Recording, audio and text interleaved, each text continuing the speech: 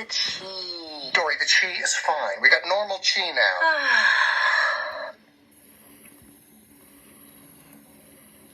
We are lost.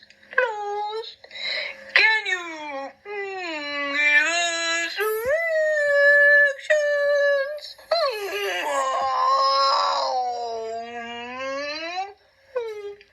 There. That should do it. And I just realized that we're being videotaped now. And when I say we, I mean me. So this is perfect.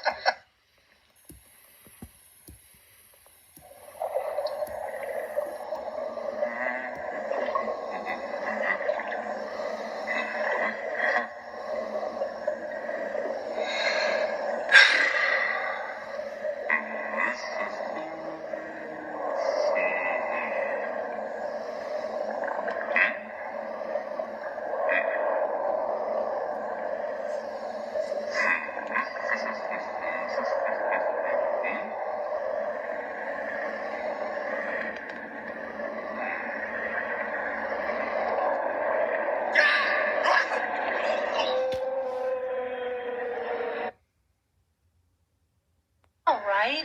It'll be okay. No. When you go to make computer-generated water, one of the problems is that water is really not one thing. When you look at a scene with water in it, there's the water surface itself, and then there's spray, which is really just small, loose particles.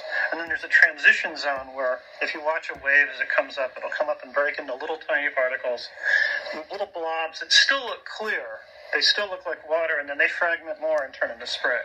It's the believability of that transition that's the hardest thing to do right in computer-generated water. And the reason is, when we model something with particles, the particles we use are bigger than the size of a spray drop, just because of the computational requirements. If you really wanted to do a shot like the whale tongue shot, you would really need billions of particles of water, but we can't do that. We can at most do millions.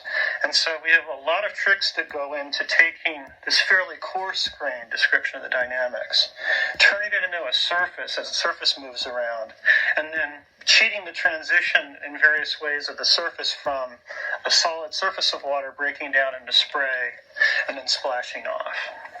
We'll get a shot like this out of animation, right, that has no water, just the characters sort of holding on, and the director will tell us, I want like a whole ton of water at the beginning, and it'll sort of ramp down over the progression of the shot.